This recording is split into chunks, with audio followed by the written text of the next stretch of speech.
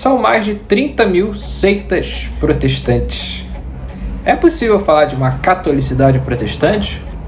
Ou isso é um ideal inatingível?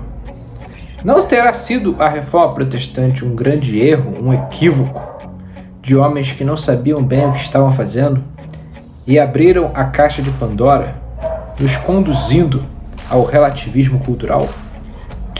Meu nome é Gabriel Enes e nesse vídeo eu responderei a essa polêmica questão, que é uma questão que demanda uma resposta consistente e robusta.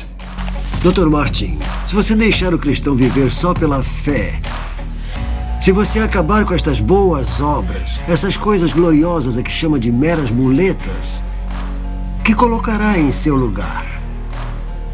Cristo. O homem só precisa de Jesus Cristo.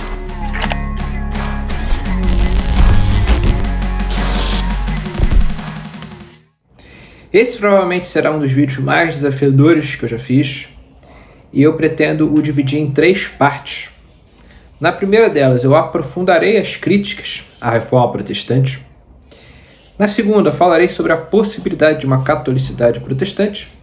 E na terceira, darei meu veredito, se é possível ou não uma catolicidade protestante.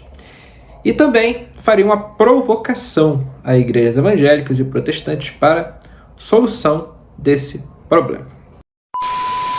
Não foram apenas católicos que criticaram a reforma protestante. Houveram críticas de protestantes mesmos à reforma, o que não é algo que deveria nos espantar, tendo em vista que nós somos protestantes, nós não somos católicos. É perfeitamente possível que um protestante critique a reforma, porque nós não vemos a reforma como algo por si só autoritativo. Pelo contrário, nós vemos que a autoridade é a Bíblia. A reforma apontou para a Bíblia. Então é correto você tecer algumas críticas, como Rushdoony criticou a reforma em alguns aspectos. Agora, o aspecto aqui sobre cuja perspectiva a reforma é criticada é o aspecto de que ela criou uma diversidade de igrejas muito grande. E essa diversidade de igrejas, por si só, elimina a possibilidade de uma catolicidade e gera toda forma de males modernos, intensifica o relativismo, produz um empobrecimento cultural, dentre outros.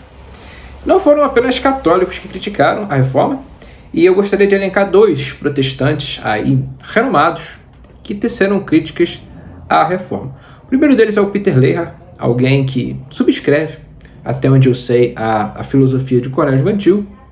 É um protestante presbiteriano, tem algumas ideias meio excêntricas, diria, mas ele chegou a dizer que o protestantismo deve morrer, numa das suas obras chamado Future of Protestantism, ou seja, o futuro do protestantismo. Ele entende que o protestantismo é uma coisa que tem que morrer em prol de uma catolicidade futuro.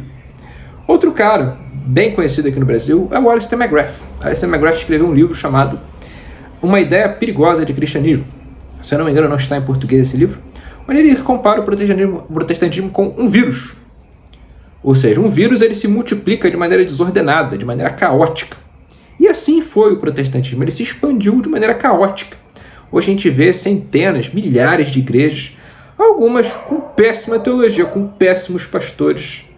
E isso é algo que é colocado na nossa conta pelos nossos adversários, especialmente pelos papistas. E uma coisa que a gente precisa admitir é que isso é fruto da reforma. No entanto, não apenas da reforma. Um movimento posterior que se deu dentro do mundo protestante intensificou isso, que foi o Grande Avivamento, especialmente o segundo. No primeiro a gente já vê um pouco disso, mas no segundo isso descamba para um nível fora do normal.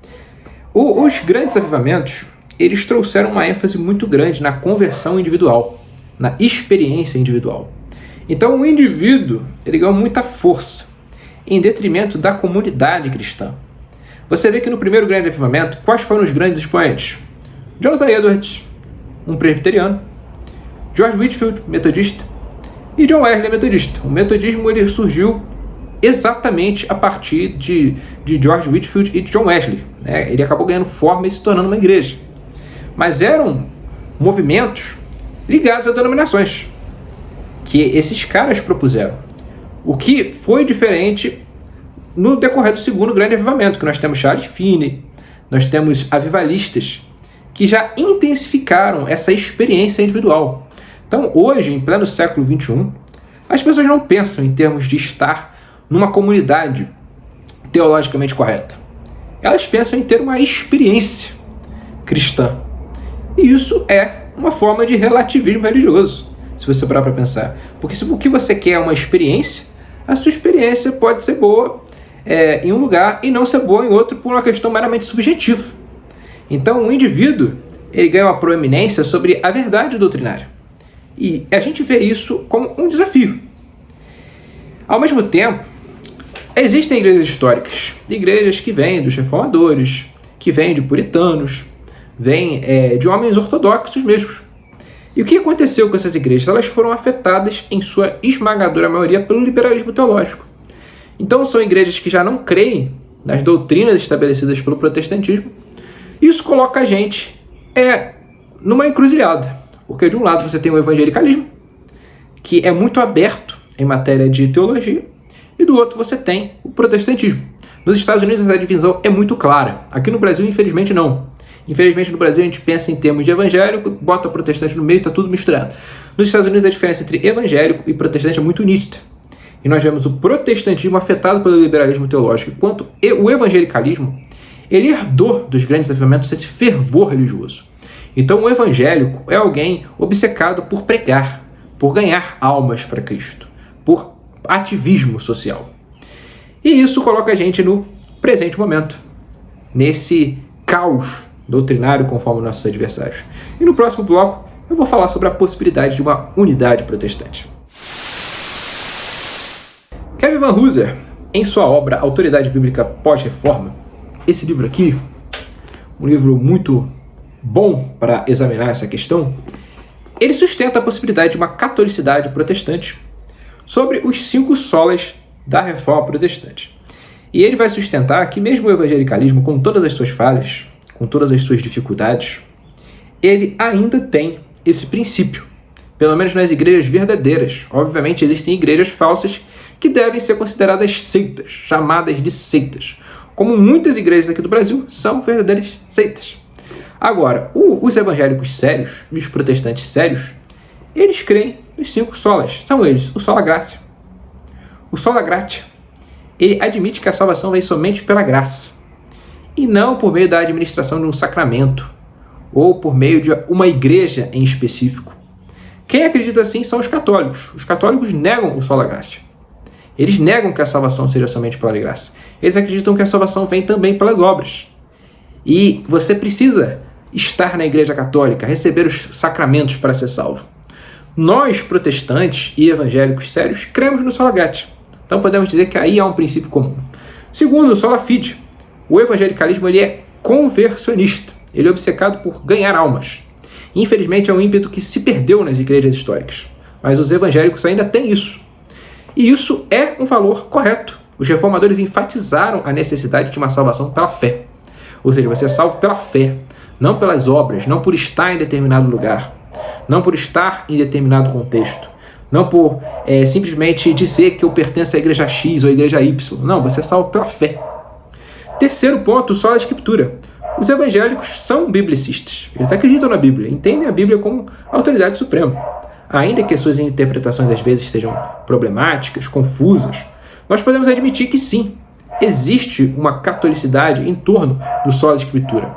Quando você tem uma conversa de evangélico com evangélico, você utiliza a escritura como principal base, como principal matéria de discussão. Logo, nós partimos da escritura.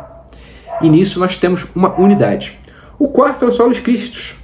O evangelicalismo ele é transdenominacional. Existem denominações diferentes que professam o cristianismo real.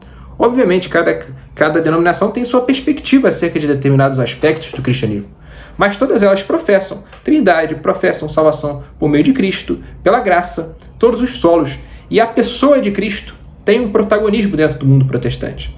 Um protagonismo que não tem no mundo católico, como nós já falamos num vídeo, que para o mundo católico isso vem mediante a igreja. A igreja é o próprio Cristo. Então, o Cristo real das Escrituras perde o protagonismo. A igreja ela se confunde com Cristo, ela está em uma união ontológica com Cristo. E isso torna o pensamento católico romano herético e blasfemo. E por fim, nós temos o Soli Deo Gloria. O evangelicalismo ele é ativista. E ele nos incentiva a trabalhar pela unidade da igreja. Então nós devemos trabalhar por uma unidade. Como que é essa unidade? É uma unidade, Vanhoozer vai dizer, como uma confederação de nações locais santas. O que é uma confederação? Uma confederação abrange várias nações. E elas são unidas por uma mesma Constituição. A Constituição que une os protestantes é a Escritura. O chefe é Jesus Cristo. Nosso sumo pontífice é Jesus Cristo, não um papa, como é para os papistas. E um etos, né, que é o Espírito Santo. O Espírito Santo está em todos nós. Nenhum presbiteriano vai negar que um batista sério seja cristão. Nenhum batista sério vai negar que um metodista sério seja cristão. Nós nos admitimos como irmãos em Cristo. Qualquer igreja que negue essa fraternidade a uma outra igreja legítima é uma igreja sectária. Nós mesmos reconhecemos. Eu, por exemplo, sou presbiteriano, tenho amigos metodistas, tenho amigos batistas, e são meus irmãos em Cristo, apesar da nossa diferença. Então, nós podemos afirmar que sim, existe uma unidade protestante. Por último, nós daremos a solução desse problema do vírus protestante. Gostaria aqui de ler um trecho da obra Autoridade Bíblica Pós-Reforma de Kevin Vanhoozer. Diz o seguinte: os protestantes dão estrutura eclesial e ordem litúrgica para a administração da palavra e do sacramento. Isso aqueles protestantes tradicionais, né, que herdaram, que beberam mais do legado da Reforma. Ele vai continuar. Os evangélicos contribuem com uma nova vida espiritual e energia devocional para as formas e estruturas debilitadas. O evangelicalismo é uma injeção de ânimo no braço de um protestantismo fatigado e decrépito, abrindo a possibilidade de uma unidade de confissão e doutrinas de primeiro nível, mas não necessariamente de doutrinas de segundo e terceiro nível. O que o Vanhoozer está falando para a gente? Enquanto os protestantes eles têm uma tradição mais bem consistente com a reforma protestante, com a história, com a própria tradição cristã no geral, os evangélicos, embora prescindam disso, em grande parte, eles possuem um ímpeto religioso, um fervor religioso. Eles querem ganhar almas, eles querem o reino de Cristo, ainda que não tenham a melhor teologia. E o que Vanhoozer vai dizer nesse livro aqui? Um livro aqui maravilhoso para vocês lerem, para entender essa questão. Ele diz que o evangelicalismo ele se corrompe quando ele abandona a teologia da reforma. Por que as igrejas do Brasil estão essa confusão, essa babel que nós vemos? Muitas igrejas no Brasil são igrejas corruptas. São igrejas que se venderam ao modernismo, se venderam ao pragmatismo, se venderam à própria heresia. Por quê? Porque abandonaram a teologia da reforma. Em contrapartida, enquanto os reformados sérios, existem reformados sérios, eles ficarem apenas no mundinho deles, eles não cultivarem um fervor religioso, eles vão apenas definhar. Como nós vemos igrejas históricas definhando, perdendo membros. Os membros estão envelhecendo, estão morrendo. O que falta? Falta fervor religioso, falta evangelização, falta uma ação consistente. Vanhoozer é um protestante tradicional e ele vai advogar o quê? Vai advogar um fervor religioso evangélico com a teologia protestante. Então essa, eu diria, é a solução para o problema dessa hidra religiosa que se tornou o evangelicalismo e o próprio protestantismo. E alguns podem dizer: Gabriel, como a gente vai lidar com isso? É muito mais difícil você ter que trabalhar para restaurar isso dessa maneira do que você admitir que está todo mundo crendo na mesma coisa. Só que eu digo para vocês, a alternativa à pluralidade protestante que nós vivemos hoje é o status quo, isso que nós vivemos. A alternativa a isso é o romanismo. E o que o romanismo é? Ele é nada mais nada menos do que uma representação moderna da Torre de Babel. Ele é uma igreja que se arroga a chegar até o céu, falar no lugar de Cristo, a partir do Papa, a partir de um magistério. O romanismo, ele conta com um magistério que possui um Papa. O Papa é o sumo pontífice, é o construtor de pontes, aquele que constrói ponte até Cristo. E isso é uma manifestação moderna da Torre de Babel, em pleno século XXI. Nós podemos dizer que o que a Igreja Católica faz é manter uma pluralidade na unidade. Você tem diferenças dentro da Igreja Católica, todos participam dos sacramentos, admitem a autoridade do Papa, tem semelhanças, isso é fato. Porém, sustentando uma teologia extremamente falha, extremamente herética e blasfema.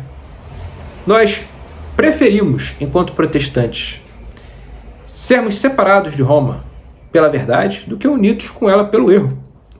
Então nós nos separamos de Roma pela verdade.